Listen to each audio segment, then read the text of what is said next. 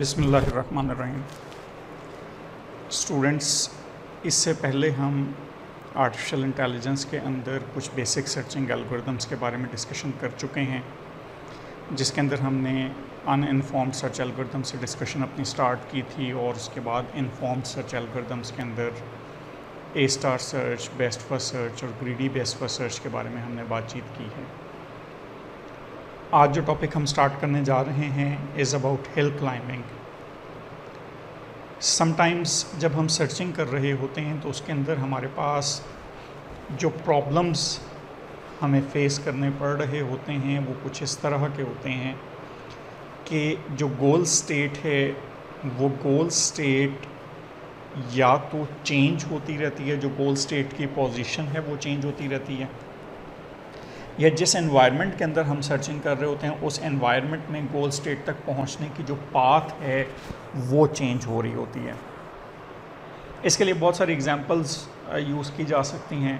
For instance अगर हम एक सिंपल एग्जांपल की बात करें, जब आप गूगल मैप्स वगैरह यूज़ करते हैं और गूगल मैप यूज़ करते हुए आपने देखा होगा कि अगर आप ड्राइविंग करने के दौरान, ट्रैवलिंग के दौरान गूगल मैप यूज़ कर रहे हैं और गूगल ने आपको कोई एक पाथ शो की है, अगर आपने उस पाथ को सिलेक्ट नहीं किया तो वो आपको ऑल्टरनेट राउट सेलेक्ट करके दे देता है, ऑल्टरनेट पाथ्स जो हैं वो डिफ़ाइन करके दे देता है।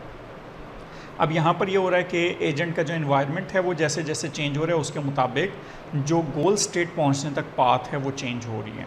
समटाइम्स कुछ केसेस ऐसे होते हैं कि जिसमें जो हमारी गोल स्टेट है वो इटसेल्फ डिपेंड कर रही होती है उस एनवायरनमेंट के मुताबिक, उस एनवायरनमेंट के ऊपर और उस एनवायरनमेंट के मुताबिक अकॉर्डिंगली गोल स्टेट हमारी चेंज होती रहती है। इस तरह के जो प्रॉब्लम्स होते हैं उनको हम लोकल सर्च प्रॉब्लम्स कहते हैं। Hill climbing algorithm basically local search problems को सॉल्व करने के लिए ही यूज़ किया जाता है। बट लोकल सर्च प्रॉब्लम्स और हिल क्लाइंबिंग को डिस्कस करने से पहले एक दो पॉइंट्स हैं जो प्रीवियस डिस्कशंस के अंदर हमारे रह गए थे। जब हम ए स्टार सर्च वगैरह को डिस्कस कर रहे थे तो वहाँ पर ये पॉइंट था कि जब हम सर्चिंग कर रहे होते हैं, ग्राफ बेस्ड सर्चिंग वगैरह हम कर रहे होते हैं, तो उसके अंदर डिस्टेंस कैसे कैलकुलेट किया जा सकता है। लाइक हमने रोमानियन मैप के ऊपर कुछ एग्जांपल्स को सॉल्व किया था, best first search, greedy best first search और ए स्टार एल्गोरिदम के लिए, लेकिन वहाँ पर हमने इस पॉइंट को डिस्कस नहीं किया था कि वो जो डिस्टेंस है दो नोड्स के दरमियान, वो डिस्टेंस कैसे कैलकुलेट किया जा सकता है। सो जो हेuristics की वैल्यूज़ हैं वो कैलकुलेट करने का तरीका सबसे पहले हम देखेंगे, और वंस हम डिस्टेंस कैलकुलेट करने के मैकेनिज़म्स को देख लेंगे तो उसके बाद फिर हम हिल क्लाइंबिंग सर्च एल्गोरिदम्स की तरफ मूव करेंगे। सबसे पहला पॉइंट जो हमें डिस्कस करना है इज़ कि हम डिस्टेंस कैसे कैलकुलेट कर सकते हैं। डिस्टेंस कैलकुलेट करने के लिए दो मेथड्स हमारे पास अवेलेबल हैं जिसको इस कोर्स के अंदर हम देख रहे हैं। ऑल्दो डिस्टेंस कैलकुलेट करने के लिए और बहुत सारी अप्रोचेज़ और बहुत सारे मैकेनिज़म्स यूज़ किए जा सकते हैं, बट इस कोर्स के स्कोप की हद तक हम दो डिफरेंट मेथड्स देख रहे हैं। First one is Euclidean distance method and the second one is Manhattan distance. Euclidean distance के अंदर हम जो फार्मूला उसका यूज़ करते हैं is a minus C square plus b minus D square whole under root. अब इन पॉइंट्स के अंदर a, b, c, d point हमें कैलकुलेट करने पड़ते हैं। फॉर इंस्टेंस यूक्लिडियन डिस्टेंस के अंदर अगर आप देखें तो यहाँ पर एक पिक्चर शो हुई हुई है जिसके अंदर x और y कोऑर्डिनेट्स दिए हुए हैं। अब इसमें x पॉइंट जो होगा उसकी जो xy डायरेक्शन है वो डायरेक्शन, वो पॉइंट जिसके ऊपर, वो पर्टिकुलर प्लेस जिसके ऊपर x पॉइंट आउट कर रहा है, इसको हम एक्स वाई कोऑर्डिनेट्स के अंदर एक्स वाई कोऑर्डिनेट के थ्रू रिप्रेजेंट करते हैं और इसके अंदर हम ए और बी की वैल्यू दे देंगे। इसी तरह से वाई पॉइंट जो हमारे पास है ये भी अगेन एक्स वाई कोऑर्डिनेट के अंदर वैल्यू शो कर रहा है, तो इसको हम सी एंड डी पॉइंट दे देंगे। ये जो ए, बी, सी और डी की वैल्यू होगी, हमने सिंपली फार्मूले के अंदर इन वैल्यूज़ को पुट करना होगा और उसके थ्रू हम डिस्टेंस कैलकुलेट कर लेते हैं। नॉर्मली जो स्ट्रेट लाइन डिस्टेंस हम कैलकुलेट करते हैं वो यूक्लिडियन डिस्टेंस के थ्रू कैलकुलेट किया जा रहा होता है, बट समटाइम्स कुछ हमारे पास इन्वायरमेंट्स ऐसे होते हैं, कुछ हमारे पास सिचुएशंस ऐसी होती हैं जिन सिचुएशंस के अंदर मैनहट्टन डिस्टेंस के थ्रू भी फार्मूला के थ्रू भी डिस्टेंस कैलकुलेट किया जा सकता है। सो जब मैनहट्टन डिस्टेंस की हम बात कर रहे हैं, इसमें x और y इसी तरह से x पॉइंट जो है वो ए बी उसके कोऑर्डिनेट्स हम ले रहे होंगे और y पॉइंट जो है उसके लिए हम c एंड d कोऑर्डिनेट ले रहे होंगे। सो a को c से सब्ट्रैक्ट करेंगे और b को d से सब्ट्रैक्ट करेंगे और उसके बाद मॉड इनका हम ले लेंगे, तो ऑब्वियसली हमारे पास पॉजिटिव के अंदर वैल्यू आ जाएगी। ये बात ऑलरेडी आपके जहन के अंदर होगी कि डिस्टेंस कभी भी नेगेटिव के अंदर नहीं हो सकता, डिस्टेंस ज़ीरो हो सकता है but it is not possible कि डिस्टेंस कभी भी नेगेटिव हो। सो नेक्स्ट हम एक एक एग्जांपल डिस्टेंस कैलकुलेट करने की मैनहट्टन डिस्टेंस भी और यूक्लिडियन डिस्टेंस की भी देखेंगे और उससे थोड़ा सा ज़्यादा आपको क्लियर हो जाएगा कि ये डिस्टेंस कैसे कैलकुलेट किया जा सकता है। सो जब हम डिस्टेंस कैलकुलेट करना शुरू करेंगे यूक्लिडियन डिस्टेंस के थ्रू, तो जैसा आप देख सकते हैं यहाँ पर हमने दो पॉइंट्स लिए हुए हैं, point A and point B. Point A X Y plane के ऊपर अगर हम देखें तो 7 और 2 पॉइंट के ऊपर मौजूद है इसकी लोकेशन जो है, और बी पॉइंट को अगर हम देखें जो हमारा सोर्स डेस्टिनेशन पॉइंट होगा, तो ये 3 और 7 एक्स वाई प्लेन के ऊपर इसके पॉइंट्स हैं। सो ये जो ए पॉइंट की वैल्यूज़ हैं 7 और 2, इनको हम ए और बी के अंदर रिप्रेजेंट करेंगे और इसी तरह से जो बी के कोऑर्डिनेट्स हैं सी एंड डी, उनको हम 3 और 7 से रिप्रेजेंट कर रहे होंगे। सिंपली ये वैल्यूज़ हमने फार्मूला के अंदर पुट करनी है तो हमारे पास आंसर्स आ जाएंगे। लाइक आप देख सकते हैं कि ए जो पॉइंट था उसकी वैल्यू 7 है और सी पॉइंट जो था उसकी वैल्यू 3 है। सो 7 - 3 का स्क्वायर प्लस बी पॉइंट की जो वैल्यू है वो 2 है और डी पॉइंट की वैल्यू 7 है। सो 2 - 7 का स्क्वायर। सो ये जो वैल्यूज़ हमारे पास आएंगी वो 4 का स्क्वायर प्लस -5 का स्क्वायर आएगा और ये वैल्यूज़ हमारे पास 16 + 25। सो फाइनल हमारे पास 41 वैल्यू आ जाएगी। सो आप देख सकते हैं कि इसको अगर हमने मैप करना हो तो सिंपली ये डिस्टेंस है जिसको मैप किया जा सकता है और स्ट्रेट लाइन डिस्टेंस से कैलकुलेट हो रहा है। ये 41 वैल्यू जो है ये 6 पॉइंट समथिंग इसकी वैल्यू बनेगी। सो अगर हम ए और बी पॉइंट के दरमियान जो नंबर ऑफ़ सेल्स आ रहे हैं अगर उनको काउंट करें, जितना एरिया इसने कवर करना है, तो वो एग्जैक्टली यही डिस्टेंस बनता है और इसी को हम स्ट्रेट लाइन डिस्टेंस भी कहते हैं। नेक्स्ट जो हमारे पास डिस्टेंस फार्मूला है is Manhattan distance. Manhattan distance simply उसी तरह से ए और बी पॉइंट्स के दरमियान जब हम मैनहट्टन डिस्टेंस मालूम करेंगे तो सिंपली हम उसका मॉड ले लेंगे। वैल्यूज़ हमारे पास ऑलरेडी वही हैं जो ए और बी के लिए हमने ली हुई थी, 7 - 3 + 2 - 7, और जब हम इनको फाइनल आंसर इसका निकाल रहे होंगे तो हमारे पास वैल्यू 9 बनेगी। सो इस 9 को अगर हम देखें तो ये जो डिस्टेंस हमारा बन रहा है ये स्ट्रेट लाइन डिस्टेंस नहीं है, रैदर हम इसको कहते हैं कि ये एज डिस्टेंस है।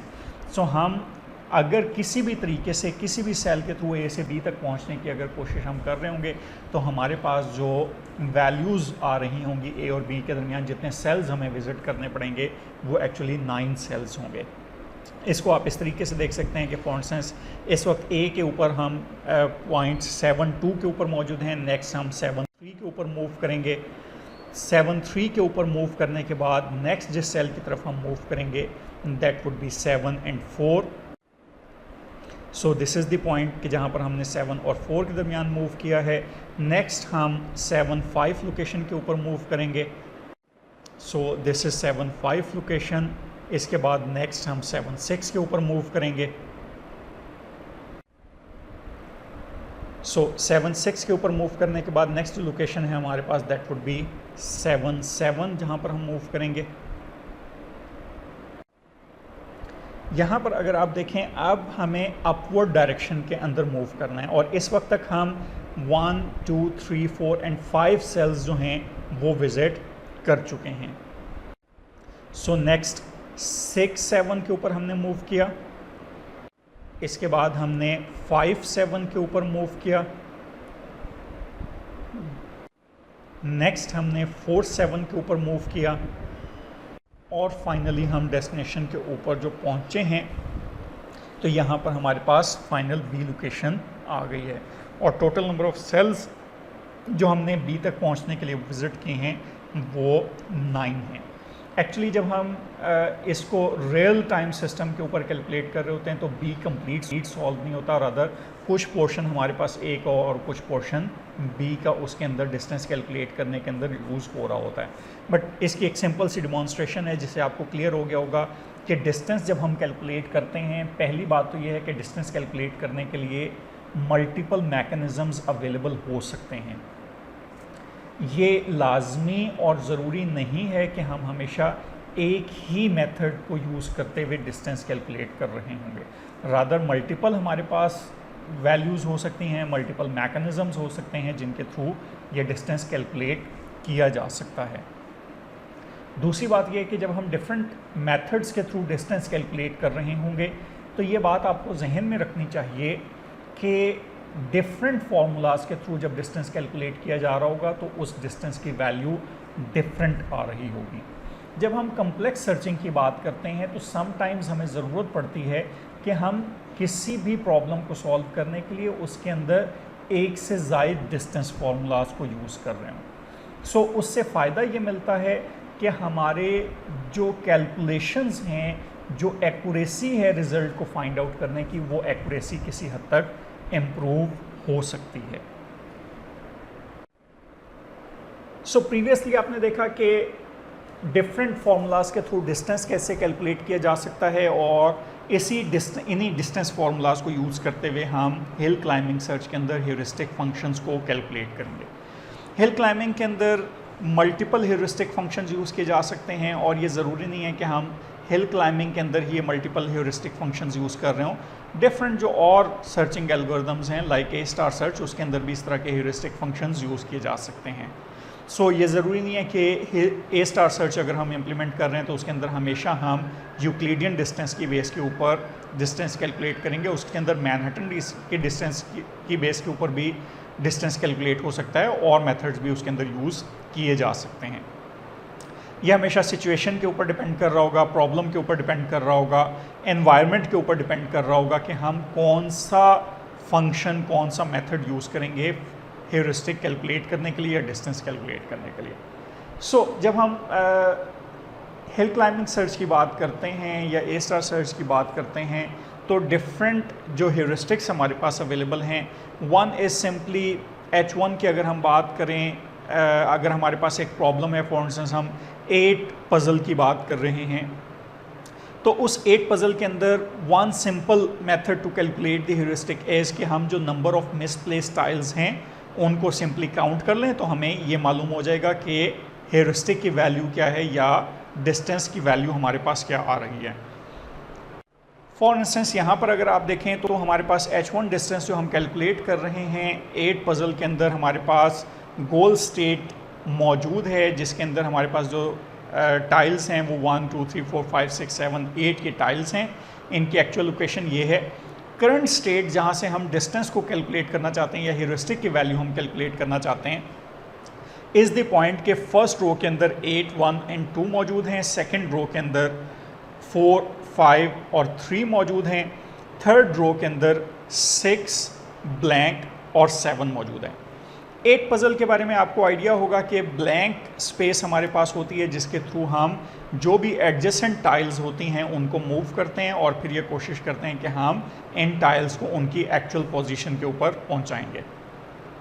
सो अगर इस पज़ल को सॉल्व करने के लिए ह्यूरिस्टिक हम कैलकुलेट कर रहे हैं तो यहाँ पर आप देख रहे होंगे वो ह्यूरिस्टिक जो है H1 ह्यूरिस्टिक जो हम ले रहे हैं वो सिंपल कोई डिस्टेंस नहीं है कि हम एक पॉइंट से दूसरे पॉइंट का डिस्टेंस ले रहे हों, रादर हम ये देख रहे हैं कि कितनी नंबर ऑफ़ टाइल्स जो हैं वो मिसप्लेस्ड हैं। उन नंबर ऑफ़ टाइल्स को कैलकुलेट करने से हमारे पास ह्यूरिस्टिक की एक वैल्यू आ सकती है।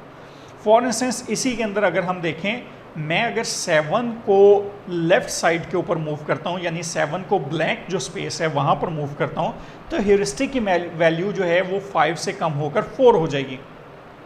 सो पीसेस को मूव करने से जो वैल्यू है ह्यूरिस्टिक की वो चेंज हो रही है।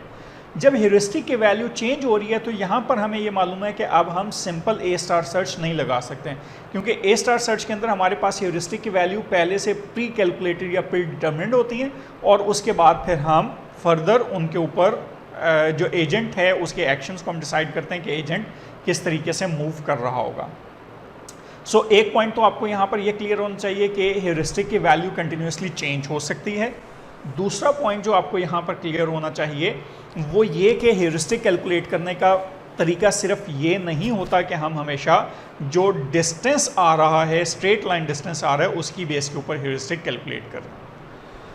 ऑल्दो एक और चीज़ यहाँ पर क्लियर होनी चाहिए और वो ये कि हेरिस्टिक कैलकुलेट करने के लिए किसी एक सिचुएशन के लिए ज़रूरी नहीं है कि हम एक ही तरह का मेथड यूज़ कर रहे हो हेरिस्टिक कैलकुलेट करने का। फॉर इंस्टेंस यहाँ पर हम जो नंबर ऑफ मिसप्लेस्ड टाइल्स हैं उनके थ्रू हेरिस्टिक कैलकुलेट कर सकते हैं। उसके साथ साथ हम एक और मेथड भी यूज़ कर सकते हैं हेरिस्टिक कैलकुलेट करने का, एंड दैट इज़ कि जो सम ऑफ मैनहट्टन डिस्टेंस है उसके थ्रू हम हेरिस्टिक कैलकुलेट कर रहे हों। सो सिमिलर हमारे पास सिचुएशन है, गोल स्टेट हमारे पास मौजूद है जिसके अंदर ब्लैंक सेल जो है वो 0.11 के ऊपर है और उसके तरह से जो 0.12 है वो उसके ऊपर 1 पड़ा हुआ है, 0.13 जो है उसके ऊपर 2 पड़ा हुआ है। सिमिलरली 0.21 के ऊपर 3 है, 0.22 के ऊपर 4 है, 0.23 के ऊपर 5 है। सिमिलरली 0.31 के ऊपर 6 है, 0.32 के ऊपर 7 होना चाहिए और 0.33 के ऊपर 8 होना चाहिए। सो ये हमारी गोल स्टेट है। अब इस गोल स्टेट को अचीव करने के लिए जो करंट स्टेट हमारे पास मौजूद है, सिमिलरली जैसे हमने H1 के अंदर नंबर ऑफ मिसप्लेस्ड टाइल्स के थ्रू वो हेरिस्टिक कैलकुलेट किया था, हम उसी एग्जांपल को लेकर चल रहे हैं और सम ऑफ मैनहट्टन डिस्टेंस के थ्रू हम डिस्टेंस कैलकुलेट करने की कोशिश करेंगे। अब यहाँ पर देखें, जो ब्लैंक स्पेस थी वो ब्लैंक स्पेस 1 के ऊपर होनी चाहिए थी गोल स्टेट के अकॉर्डिंगली, बट इस वक्त हमारे पास जो 1 लोकेशन है, 1 स्टेट है, वहाँ पर 8 जो पीस है वो मौजूद है। सिमिलरली आप बाकी पीसेस के लिए देख सकते हैं 1 और 2 जो हैं वो अपनी एक्चुअल लोकेशन के ऊपर ही हैं। 4 को 2 के ऊपर होना चाहिए था लेकिन वो 2 1 पॉइंट के ऊपर है। 5 को 2 3 के ऊपर होना चाहिए था लेकिन वो 2 पॉइंट के ऊपर है। 3 को 2 1 के ऊपर होना चाहिए था लेकिन वो 2 3 के ऊपर है। 6 अपनी एक्चुअल लोकेशन के ऊपर है। 7 को 3 2 पर होना चाहिए था और वो 3 3 के ऊपर मौजूद हैं। सो हम सिंपली मैनहट्टन डिस्टेंस इन तमाम टाइल्स के ऊपर लगाएंगे और आखिर में जो वैल्यूज़ होंगी उनको सम कर लेंगे। सो अगर हम 1 का डिस्टेंस कैलकुलेट करें, 1 2 पॉइंट के ऊपर मौजूद है और 1 2 पॉइंट के ऊपर ही इसको होना चाहिए था। सो ए वैल्यू जो हमारे पास है वो 1 है, सी वैल्यू हमारे पास 1 है, इसी तरह से बी वैल्यू 2 है और डी वैल्यू भी 2 है। हम सिंपली फार्मूले के अंदर इसको पुट करेंगे, हमारे पास जो डिस्टेंस आएगा 1 का वो 0 है क्योंकि 1 ऑलरेडी अपनी एक्चुअल लोकेशन के ऊपर मौजूद है। 2 की अगर हम बात करें, 2 भी अपनी एक्चुअल लोकेशन के ऊपर मौजूद है, कोई डिफरेंस उसके अंदर नहीं होगा। 3 को 2 3 पॉइंट के ऊपर होना चाहिए, 2 1 पॉइंट के ऊपर होना चाहिए और करंटली 3 जो है वो 2 3 पॉइंट के ऊपर मौजूद है। हम फॉर्मूले के अंदर इसकी वैल्यू पुट करेंगे तो हमारे पास 3 का डिस्टेंस जो है वो आ जाएगा, दैट इज़ 2। इसी तरह से 4 को अगर हम देखें, 4 2 पॉइंट के ऊपर होना चाहिए लेकिन करंटली जो है वो 4 2 1 पॉइंट के ऊपर है। इसका डिस्टेंस अगर हम कैलकुलेट करें फॉर्मूले के थ्रू हमारे पास 1 वैल्यू आ जाएगी। सिमिलरली 5 का हम डिस्टेंस कैलकुलेट कर सकते हैं और 5 के डिस्टेंस की वैल्यू जो है वो 1 आएगी। 6 की अगर हम बात करें, 6 का डिस्टेंस कैलकुलेट करेंगे तो उसकी वैल्यू हमारे पास 0 आएगी क्योंकि 6 एक्चुअली अपनी लोकेशन के ऊपर मौजूद है। 7 का डिस्टेंस अगर हम कैलकुलेट करें इसकी वैल्यू 1 आएगी और 8 का डिस्टेंस अगर हम कैलकुलेट करें तो 8 की वैल्यू जो है वो 4 आएगी। सो सम ऑफ मैनहट्टन डिस्टेंस के थ्रू यानी H2 के थ्रू अगर हम डिस्टेंस कैलकुलेट कर रहे हों तो उसका सिंपल तरीका ये होता है कि सबसे पहले तमाम टाइल्स का मैनहट्टन डिस्टेंस कैलकुलेट कर लें और आखिर में इन तमाम को सम कर दें। सो H2 का जो फॉर्मूला हमारे पास बनेगा that would be d of 1 plus d of 2 plus d of 3 plus d of 4 plus d of 5 plus d of 6 plus d of 7 and plus d of 8। इन सब को सम कर देंगे तो हमारे पास फाइनल आंसर जो आ जाएगा दैट वुड बी 9। आप देख सकते हैं कि जब हमने H1 का डिस्टेंस कैलकुलेट किया था नंबर ऑफ मिसप्लेस्ड टाइल्स, तो वो डिस्टेंस हमारे पास ह्यूरिस्टिक की वैल्यू जो आई थी वो 5 थी, और जब हमने H2 के थ्रू ह्यूरिस्टिक की वैल्यू कैलकुलेट की है दैट इज़ 9। सो जब हम इस तरह के प्रॉब्लम्स को सॉल्व कर रहे हों तो यहाँ पर समटाइम्स H1 के थ्रू डिस्टेंस कैलकुलेट किया जा सकता है, ह्यूरिस्टिक कैलकुलेट किए जा सकते हैं, समटाइम्स H2 के थ्रू किए जा सकते हैं। इसके अलावा और कुछ मैकेनिज़्म जो हैं ह्यूरिस्टिक कैलकुलेट करने के लिए वो भी यूज़ किए जा सकते हैं, और समटाइम्स ऐसा भी हो सकता है ज़्यादा एक्यूरेसी के लिए या ज़्यादा एफिशिएंट सॉल्यूशन के लिए हम H1 और H2 दोनों को कंबाइन करके भी डिस्टेंस कैलकुलेट, ह्यूरिस्टिक कैलकुलेट कर सकते हैं। हम आगे चलकर एक कंप्लीट एग्जांपल सॉल्व करेंगे, वहाँ पर फिर हम इसको फर्दर देख रहे होंगे। लोकल सर्च प्रॉब्लम, हम ऑलरेडी लोकल सर्च प्रॉब्लम्स की बात कर चुके हैं। नॉर्मली जो हमारे पास ऑप्टिमाइजेशन प्रॉब्लम्स होते हैं उनको लोकल सर्च अप्रोचेस के थ्रू सॉल्व किया जा रहा होता है। ऑप्टिमाइजेशन का मतलब ये है कि हमारे पास किसी भी प्रॉब्लम को सॉल्व करने के लिए सॉल्यूशंस एग्जिस्ट करते हैं, लेकिन हम ये चाहते हैं कि उसका ऑब्जेक्टिव फंक्शन जो है उसको मैक्सिमाइज़ किया जा सकता हो, उसकी ऑप्टिमाइजेशन की जा सकती हो, या मैक्सिमम एफिशिएंसी के थ्रू उस सॉल्यूशन को हम फाइंड आउट कर सकें। फॉर इंस्टेंस 8 कॉइन पज़ल की बात करें, जिसकी एक शॉर्ट एग्जांपल यहाँ पर 4 कॉइन पज़ल की सूरत में मौजूद है, और हमारे पास प्रॉब्लम ये है कि हमने 4 कॉइन्स को मैप के ऊपर, चेस बोर्ड के ऊपर इस तरह से प्लेस करना है कि कोई भी कॉइन दूसरी कॉइन को थ्रेट ना कर सकती हो। इस तरह की जो प्रॉब्लम्स हैं उनको हम लोकल सर्च प्रॉब्लम कह सकते हैं। मेन आइडिया इज़ कि सिंगल करंट स्टेट हम कंसीडर करेंगे, उस सिंगल करंट स्टेट की बेस के ऊपर हम डिसाइड करेंगे, यानी एजेंट डिसाइड करेगा कि उसने नेक्स्ट किस डायरेक्शन के अंदर मूव करना है, और वंस जब एजेंट ये डिसाइड कर लेगा कि उसने नेक्स्ट किस डायरेक्शन के अंदर मूव करना है, वो डिसीजन की बेस के ऊपर नेक्स्ट स्टेट जो बनेगी वहाँ पर फिर जाकर हम लोकली सर्च कर रहे होंगे।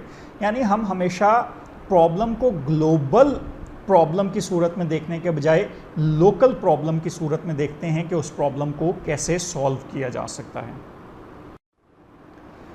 Hill climbing is one such local search algorithm, और इसके अंदर हम सिंपली ये करते हैं कि जो नियर बाय स्टेट्स हैं वो तमाम नियर बाय सक्सेसर स्टेट्स के ह्यूरिस्टिक्स कैलकुलेट करते हैं। सिंपली हम उसके अंदर इस बात को आइडेंटिफाई करने की कोशिश करते हैं, इस बात को फाइंड आउट करने की कोशिश करते हैं कि हमारे पास जो नियरेस्ट बेस्ट पोजीशन है वो कौन सी होगी। जो भी नियरेस्ट बेस्ट पोजीशन होगी उसके ऊपर मूव करेंगे, और वहाँ से फिर हम उसको अपनी बेस स्टेट कंसीडर करते हुए नेक्स्ट स्टेट की तरफ मूव करने की कोशिश कर रहे होंगे। Simple algorithm is generate nearby successor states to the current state, pick the best and replace the current state with the best one. और ये लूप उस वक्त तक चलती रहेगी जब तक हम उस प्रॉब्लम को कंप्लीटली सॉल्व नहीं कर लेते, या जो रिक्वायर्ड नंबर ऑफ आइट्रेशंस हमने परफॉर्म करनी हैं वो required number of iterations perform नहीं हो सकती। इस पॉइंट को थोड़ा सा मज़ीद मैं इस तरीके से एलैबोरेट करूंगा, जैसे पिछली स्लाइड के अंदर हमने डिस्कस किया था कि लोकल सर्च अप्रोचेस जो हैं वो नॉर्मली ऑप्टिमाइजेशन प्रॉब्लम को सॉल्व करने के लिए यूज़ की जाती हैं। ऑप्टिमाइजेशन प्रॉब्लम के अंदर हमारे पास ये कभी मालूम नहीं होता कि मैक्सिमम कौन सी स्टेट अचीव की जा सकती है या एक्चुअल गोल स्टेट क्या होगी। कुछ प्रॉब्लम्स के अंदर हमारे पास मालूम होता है गोल स्टेट क्या होगी, लेकिन समटाइम्स ऐसा पॉसिबल है कि हमें ये मालूम ना हो कि गोल स्टेट क्या है या मैक्सिमम कितनी ऑप्टिमाइजेशन उस प्रॉब्लम की जा सकती है। इस तरह के केसेस में सर्च इस पॉइंट के ऊपर बेस कर रही होती है कि हम जितनी मैक्सिमम ऑप्टिमाइजेशन अचीव कर सकते हैं इन गिवन अमाउंट ऑफ टाइम और इन गिवन नंबर ऑफ आइट्रेशंस, हम उस हद तक इस लूप को चलाने की कोशिश कर रहे होंगे। यानी हम ऐसा नहीं करेंगे कि infinite number of time loop को चला रहे हों कि ये हमेशा चलती रहे। ऑप्टिमाइजेशन हमने करनी है, एक रिक्वायर्ड थ्रेशोल्ड तक हम इस आइट्रेशन को चलाते रहेंगे, और जब तक हमारे पास बेस्ट स्टेट अचीव नहीं हो जाती है, जब तक हमारे पास कंडीशन कोई मीट नहीं हो जाती, उस वक्त तक ये ऑप्टिमाइजेशन करने की कोशिश करते रहेंगे। एक सिंपल एग्जांपल हमारे पास मौजूद है। स्टार्ट स्टेट गिवन है जिसके अंदर हमारे पास जो टाइल्स हैं वो 3 1 2 4 5 8 और 6 ब्लैंक 7 की सूरत में।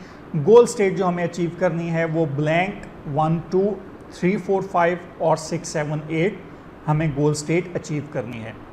हम इस प्रॉब्लम को सॉल्व करने के लिए जो मेथड यूज़ कर रहे होंगे वो नंबर ऑफ मिसप्लेस्ड टाइल्स का मेथड होगा और उसके थ्रू हम इस प्रॉब्लम को सॉल्व करने की कोशिश करेंगे और उसके बाद फिर हम देखेंगे कि सम ऑफ मैनहट्टन डिस्टेंस के थ्रू इसको कैसे सॉल्व किया जा सकता है। सो स्टार्ट स्टेट हमारे पास है। इस स्टार्ट स्टेट के अंदर हमारे पास जो नंबर ऑफ मिसप्लेस्ड टाइल्स हैं वो 5 हैं। जो सक्सेसर लोकेशंस हमारे पास मौजूद हैं जहां पर हम अपने पीसेस को मूव कर सकते हैं वो ब्लैंक स्पेस है जहां पर पीसेस को मूव किया जा सकता है। सो यहाँ पर हम देखें तो हमारे पास लीगल मूव्स 3 बनती हैं। या तो हम 5 को डाउनवर्ड डायरेक्शन में मूव कर सकते हैं, मूव डाउन कर सकते हैं 5 को, या हम 6 को मूव राइट कर सकते हैं, या हम 7 को मूव लेफ्ट कर सकते हैं। सो 3 पॉसिबल ऑप्शंस हमारे पास अवेलेबल हैं, या तो मूव डाउन किया जाए, या मूव राइट किया जाए, या मूव लेफ्ट किया जाए। सो हम इसको S15, S16, S17 कह सकते हैं। सो S1 वुड बी स्टेट जो हमारे पास नेक्स्ट स्टेट बनेगी। सो नेक्स्ट स्टेट या तो 5 को डाउनवर्ड मूव करने से बन सकती है, या 6 को लेफ्ट मूव करने से बन सकती है, या 7 को राइट मूव करने से बन सकती है। सो अगर हम 5 को मूव करते हैं तो यहाँ पर आप सिंपली देख सकते हैं कि 5 को मूव करने की सूरत में हमारे पास जो नंबर ऑफ मिसप्लेस्ड टाइल्स हैं वो स्टिल 5 ही रहेंगी, विच मीन्स कि हेरिस्टिक की वैल्यू अगर हम 5 को नीचे मूव करते हैं तो हेरिस्टिक की value according to H1 heuristic हमारे पास सेम रहेगी। अगर हम 6 को मूव करते हैं तो 6 को लेफ्ट साइड के ऊपर मूव करने की सूरत में 6 चूंकि ऑलरेडी एक्चुअल प्लेस के ऊपर मौजूद था और 6 को जब हम राइट साइड के ऊपर मूव करेंगे तो उस सूरत में 6 मिसप्लेस्ड हो जाएगा, अपनी एक्चुअल प्लेस से हट जाएगा।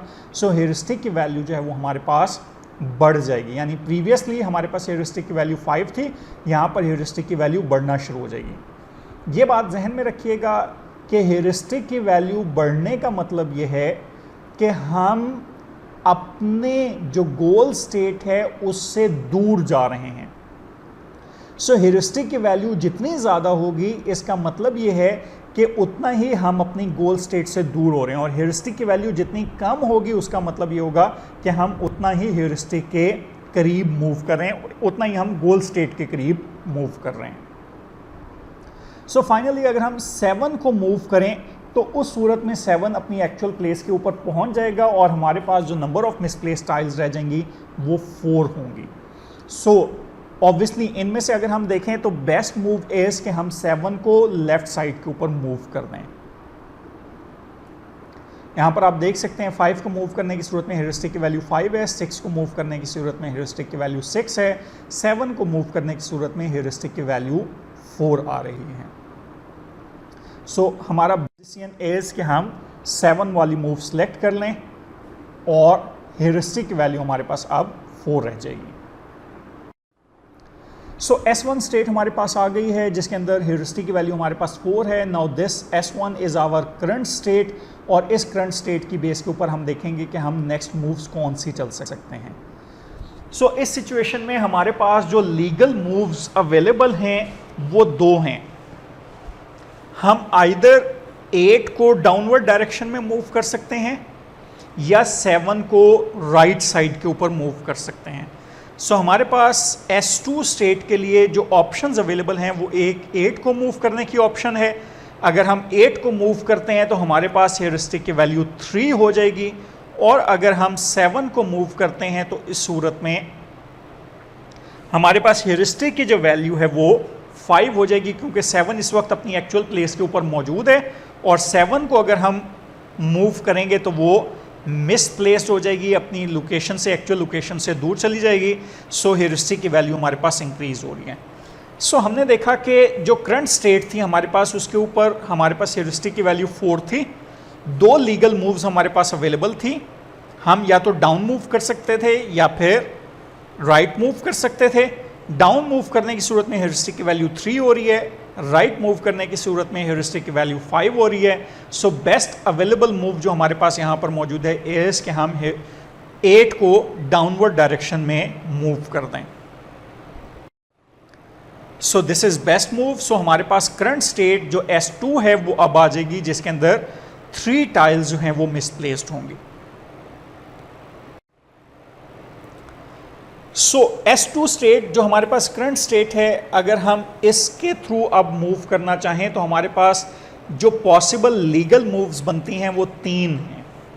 हम 2 को मूव कर सकते हैं, या 5 को मूव कर सकते हैं, या 8 को मूव कर सकते हैं। 2 डाउनवर्ड मूव होगा, 8 अपवर्ड मूव होगा और 5 राइट साइड के ऊपर मूव होगा। सो अगर हम 2 को मूव करें तो हमारे पास ह्यूरिस्टिक की वैल्यू 4 आ जाएगी, क्योंकि 2 इस वक्त एक्चुअल लोकेशन के ऊपर है। जब 2 को डाउनवर्ड डायरेक्शन में मूव करेंगे, 1 3 लोकेशन से 2 3 लोकेशन के ऊपर मूव करेंगे तो अपनी प्लेस को वो छोड़ चुका होगा। सो ऑब्वियसली ह्यूरिस्टिक की वैल्यू हमारे पास ऑलरेडी 3 मिसप्लेस्ड टाइल्स थी, 3 4 5, एक और मिसप्लेस्ड हो जाएगी 2, सो ह्यूरिस्टिक की वैल्यू 4 हो जाएगी। अगर हम 5 को मूव करते हैं तो 5 इस वक्त 2 2 लोकेशन के ऊपर है, इसको एक्चुअली 2 3 के ऊपर होना चाहिए था। जब 5 को हम राइट साइड के ऊपर मूव करेंगे तो वो 2 3 लोकेशन के ऊपर आ जाएगा और हमारे पास नंबर ऑफ मिसप्लेस्ड टाइल्स सिर्फ 2 रह जाएंगी, यानी 3 और 4। और अगर हम 8 को अपवर्ड मूव करते हैं तो 8 इस वक्त 3 3 के ऊपर है, जो उसकी एक्चुअल लोकेशन है। अगर हम इसको अपवर्ड मूव करेंगे तो 2 3 के ऊपर चला जाएगा, जो इसकी एक्चुअल लोकेशन नहीं है। सो ह्यूरिस्टिक की वैल्यू 4 हो जाएगी। इन तीनों के अंदर अगर हम देखें तो हमारे पास बेस्ट मूव जो है वो ये है कि हम 5 को राइट डायरेक्शन के अंदर मूव कर दें और ये हमारे पास S3 स्टेट बन जाएगी। नेक्स्ट S3 स्टेट के अगर हम देखें तो यहाँ पर हमारे पास पॉसिबल मूव्स 4 बनती हैं। जब S3 स्टेट से हमने नेक्स्ट स्टेट के ऊपर जाना है तो हमारे पास जो पॉसिबल ऑप्शंस बनती हैं वो ये कि हम 1 को डाउनवर्ड मूव करें, 4 को राइट साइड पे मूव करें, 5 को लेफ्ट मूव करें, या 7 को अपवर्ड मूव करें। इन चारों के अंदर अगर हम देखें, अगर हम 1 को मूव करते हैं तो 1 को मूव करने की सूरत में हमारे पास ह्यूरिस्टिक की वैल्यू 3 हो जाएगी, क्योंकि 3 और 4 ऑलरेडी मिसप्लेस्ड हैं। जब हम 1 को भी मूव कर देंगे तो हमारे पास वैल्यू जो है वो एक इंक्रीमेंट हो जाएगा ह्यूरिस्टिक में, क्योंकि 1 इस वक्त 1 2 लोकेशन के ऊपर है। जब हम इसको 2 2 के ऊपर मूव करेंगे तो ऑब्वियसली ह्यूरिस्टिक की वैल्यू इंक्रीज हो जाएगी। 4 जो है वो हमारे पास करंटली 1 2 लोकेशन के ऊपर 2 1 लोकेशन के ऊपर मौजूद है। इसको हमें 2 2 लोकेशन के ऊपर लेकर जाना है। अगर हम इसको राइट साइड के ऊपर मूव करेंगे तो ये अपनी एक्चुअल लोकेशन के ऊपर चला जाएगा और ह्यूरिस्टिक की वैल्यू हमारे पास 1 रह जाएगी। इसी तरह से अगर हम 5 को मूव करते हैं तो ह्यूरिस्टिक की वैल्यू हमारे पास इंक्रीज हो जाएगी, ह्यूरिस्टिक की वैल्यू 3 हो जाएगी। और अगर हम 7 को मूव करते हैं तो उस सूरत में भी ह्यूरिस्टिक की वैल्यू हमारे पास 3 हो जाएगी। सो बेस्ट पॉसिबल मूव जो हमारे पास इस वक्त मौजूद है इज कि हम 4 को मूव करें। सो हम 4 को मूव करेंगे, ह्यूरिस्टिक की वैल्यू 1 रह जाएगी। यहाँ पर हमारे पास जो पॉसिबल मूव्स हैं वो 3 होंगी। हम 3 को मूव कर सकते हैं, 4 को मूव कर सकते हैं, या फिर 6 को मूव कर सकते हैं। सो इस करंट स्टेट से हम देख सकते हैं कि 3 इस वक्त 1 1 लोकेशन के ऊपर है और इसको एक्चुअली 2 1 लोकेशन के ऊपर होना चाहिए। सो 3 को अगर हम 2 1 लोकेशन के ऊपर मूव करें, ह्यूरिस्टिक की वैल्यू 0 हो जाएगी।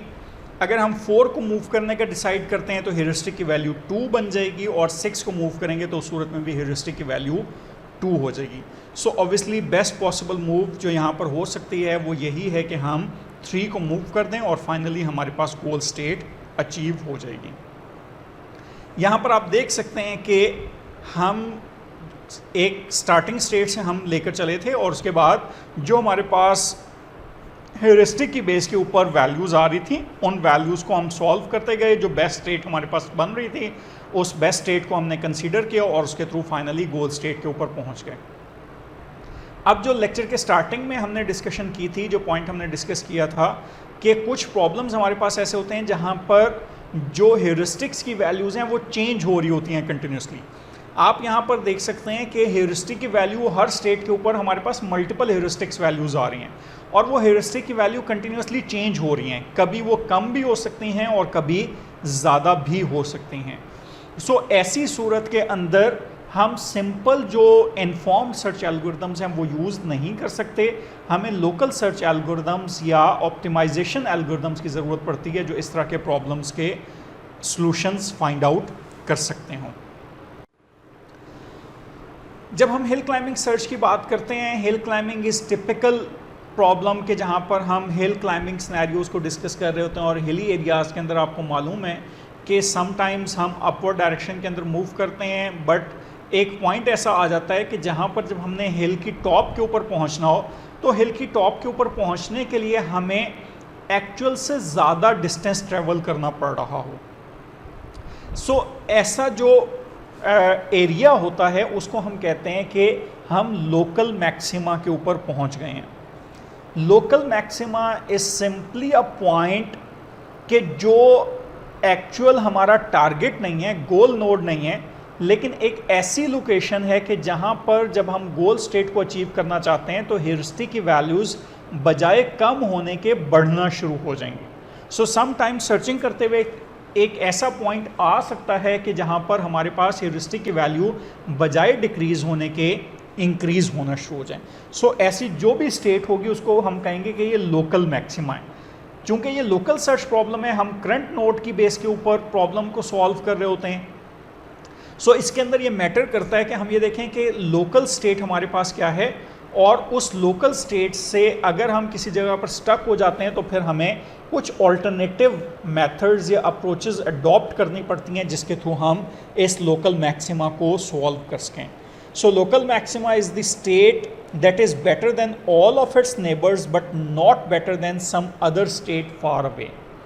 करंट सिचुएशन के अंदर तो ये बेस्ट स्टेट होगी, लेकिन अगर हम ग्लोबली उस प्रॉब्लम को देख रहे हो तो हो सकता है कि जो लोकल मैक्सिमा है वो हमारे पास ग्लोबल सॉल्यूशन ना हो।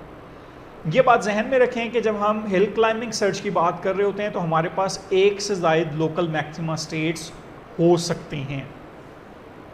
यानी ये ज़रूरी नहीं है कि लोकल मैक्सिमा किसी प्रॉब्लम को सॉल्व करते हुए एक दफ़ा ही अकर हो। लोकल मैक्सिमा मल्टीपल टाइम भी अकर हो सकता है और डिफरेंट लोकल मैक्सिमाज अकर हो सकते हैं। लाइक इस प्रॉब्लम के अंदर अगर हम देखें, हमारे पास स्टार्टिंग स्टेट है जिसके अंदर 4 वाहिद इंडिविजुअल टाइल है जो मिसप्लेस्ड है। हमारे पास ब्लैंक स्पेस जो है, ब्लैंक टाइल जो है वो 2 लोकेशन के ऊपर मौजूद है। 4 इस वक्त 1 के ऊपर है और हमें 4 को 2 लोकेशन के ऊपर पहुंचाना है।